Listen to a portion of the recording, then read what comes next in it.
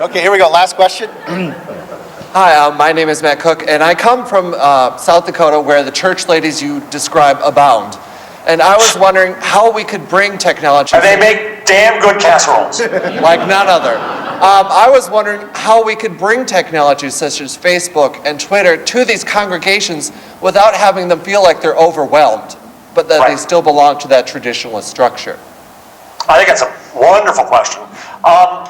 This stuff is fun and empowering in all kinds of ways. Have you all seen the flip camera? I presume you all have now, right? I'd buy a bunch of those and get students and church ladies to work together to make videos, and in that process see how incredibly easy it is. And that somebody's twittering through a service discreetly in the back. But that maybe people start to react to those messages, and you start to realize that you're reaching new people, and after 4 to 6 weeks you report back what you're hearing back from that world. That you have a Facebook presence, and people start to see the results of that there are new connections with more people. And I think that's possible. Quick story. Yeah. When the flip came out, I was in Davos, and I talked with Kai Diekman, who's the editor of Bild, which is the largest paper in Europe. It's very tabloidy, naked woman on page 3 every day, and 4 and 5 and 6. And so Kai made all of Germany into paparazzi. He gave them an MMS number for their phones, 1414, and told them that he would pay €500 for a photo he used in the paper, so that soon no celebrity or cat was safe in Germany. So I saw Kai, and I said, Kai, you should be doing video. He said, oh yes, we are doing video. We're trying with the Nokia phone, but I said, Kai, it's expensive and it's complicated. He said, oh yes. I said, have you seen this? And I pulled out my flip, and he lunged for it. He said, I must have them, thousands of them. And indeed, he set out, I know it's scary on the big screen, isn't it?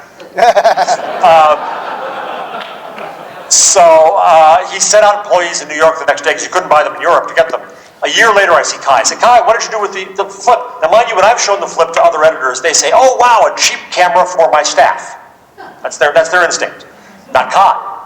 Kai saw the flip, and I said, what have you done, Kai? He said, oh, we tried to do a deal with the flip company. We couldn't. We found another manufacturer, and we made the Vado camera, a built, branded camera, and the video, by default, goes to Bild, the newspaper.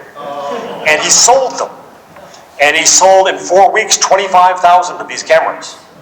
So my point is that Kai's instinct was not to equip his staff, but to equip Germany. Yeah. And so I think that you don't want to just equip your staff with things, or even just your congregation with things, but maybe your community more broadly. And then what you want to do is show the results that come in. Now, will someone come in and say something bozo-ish in a forum or some such? Yes! And if anyone should understand that, a church should. The world is filled with bozos.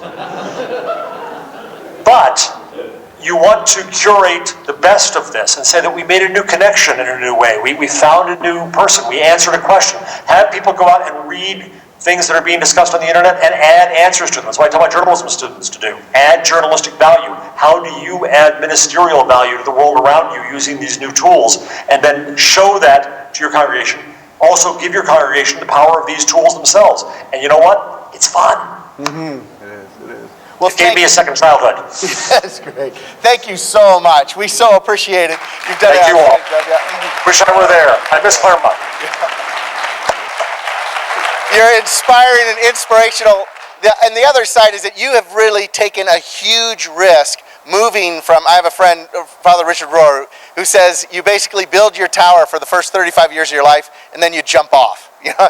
And in a lot of ways, your courage and your entrepreneurship, but also your vision and your heart for these things are in your life. You're not just writing about these, and we so appreciate that. No, I'm very lucky. I know people in various careers, including ministry, who wish they could jump off, and they've got a pension holding them on. Yeah. And so finding the opportunity to jump is a privilege. Yeah. Well, thank you so much. I so appreciate it. Okay. Take care.